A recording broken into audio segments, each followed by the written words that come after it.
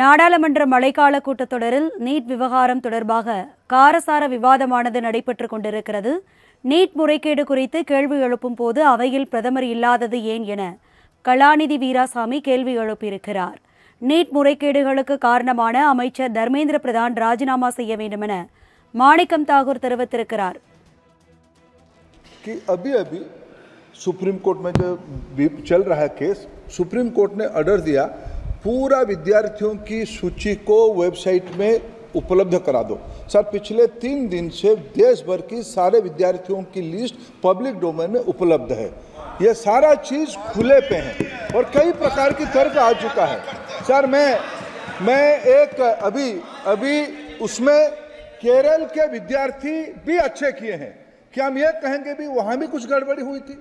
ऐसे आरोप करना, मैं देश की ग्रामीण इलाका, देश की एसटी इस बार सबसे अच्छा परफॉर्मेंस करने वाले देश की एसटी एससी ग्रामीण बैकग्राउंड आर्थिक पिछड़े लोगों की है। क्या हम उनकी मेधा को हम चुनौती देते हैं? और बाकी रहा क्वेश्चन पेपर लीक की, सर मैं शुरू से मेरा एक स्टैंड रहा राजनीति नहीं करना, लेकिन अखिलेश जी जब वहाँ दायित्व में थे उस सूबे की सर सारे सूची है कितने बार उत्तर प्रदेश में क्वेश्चन पेपर लीक हुए हैं।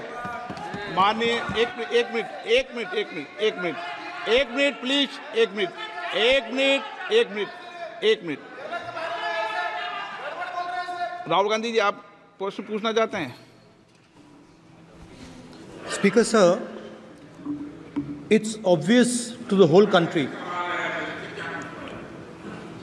It's obvious to the whole country that there is a very serious problem in our examination system. This is not just a question of NEET, it is in all the major examinations. Now, the minister has blamed everybody except himself, right? I don't even think he understands the fundamentals of what is going on here. आप प्रश्न क्या है आपका? आ रहा हूँ sir, ये मैं question को सेटअप कर रहा हूँ। इसलिए प्रश्न पूछ रहे हैं। ये the issue is that there are millions of students in this country who are extremely concerned at what is going on and who are convinced that the Indian examination system is a fraud. That is what is at stake here. Millions of people believe that if you are rich and if you have money, you can buy the Indian examination system. And by the way, and this is the same feeling that the people in the opposition have. And that is why we are asking some very simple questions to Honorable Minister. Number one, as this is a systemic issue, what exactly are you doing to fix this issue at a systemic level? Yes. That's the first question. Okay. Question में चल रहा है अभी।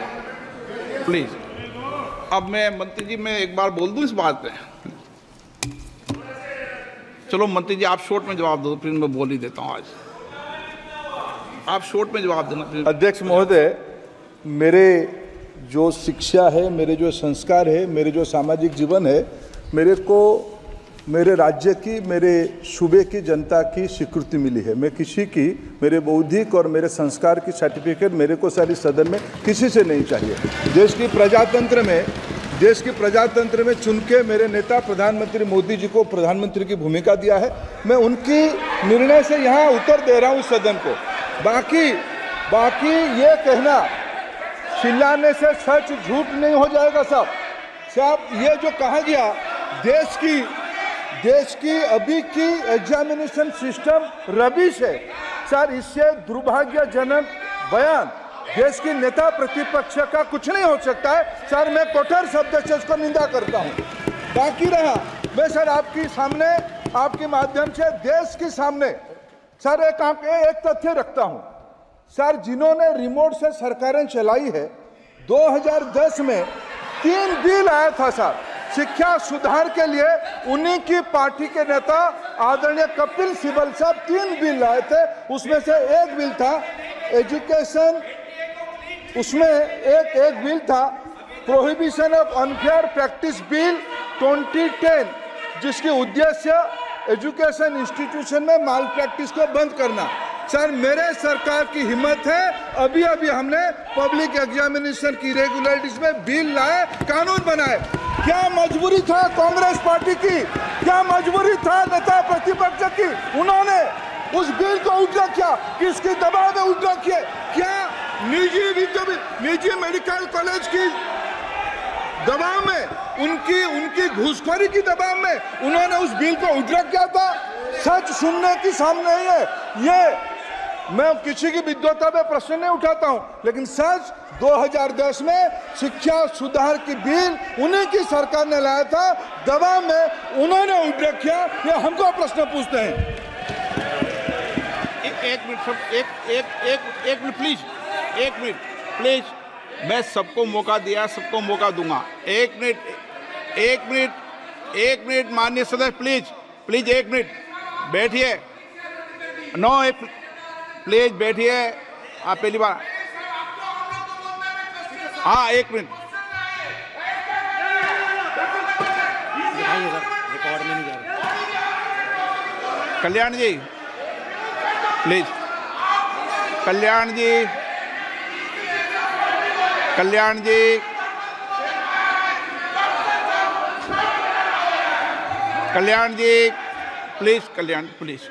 Please एक minute please, एक minute सबको मौका दूंगा। एक मिनट प्लीज, एक मिनट। माननीय सदस्यगण, विषय महत्वपूर्ण था, मैंने सबको अलाउ किया,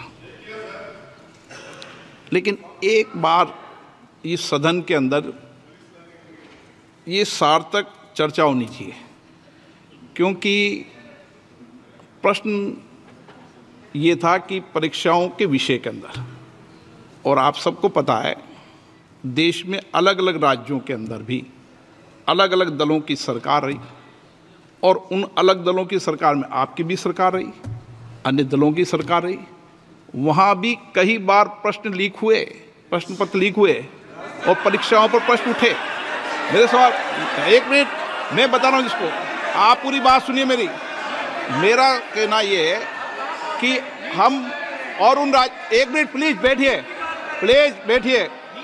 एक मिनट नीट नहीं सारी। हमारा सवाल ये है कि हम यहाँ इसलिए चिंता के लिए बैठे हैं कि भविष्य में हमारे विद्यार्थियों के भविष्य पर कोई विषय न उठे, इसलिए किस तरीके का मैकेनिज्म डेवलप करें, परीक्षाओं का क्या बेहतर सिस्टम डेवलप करें, इसमें सबके सुझाव आए ताकि भविष्य के अंदर, और उसके लिए जो उत्तम सुझाव हो सकते हैं सरकार भी उस उत्तम सुझावों को मानेगी। एक मिनट, लेकिन हम अगर सारे परीक्षाओं पर सवाल उठाएंगे तो कई राज्यों में कई दलों की सरकार है जो परीक्षाएं आयोजित करती रहती है। हम सारी परीक्षाओं पर सवाल उठाएंगे तो जो बच्चे उत्तीर्ण होते हैं उनके भविष्य पर और भारत की परीक्षाओं पर, भारत की शिक्षण व्यवस्थाओं पर, पूरे विश्व में एक बहुत गंभीर असर पड़ेगा, जो सदन की चिंता का विषय है।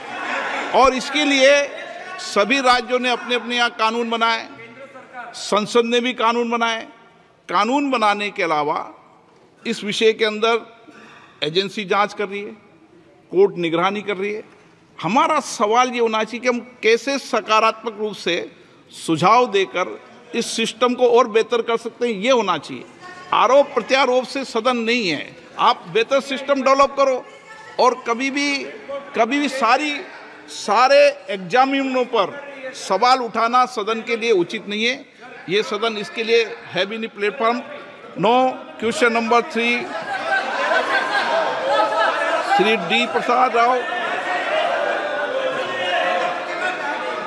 प्रश्नकाल में सबको सवाल उठाने दिया, और एक बार सवाल उठाने के बाद दोबारा नहीं उठाने दिया जाता। संसद नियम प्रक्रियाओं से चलती है।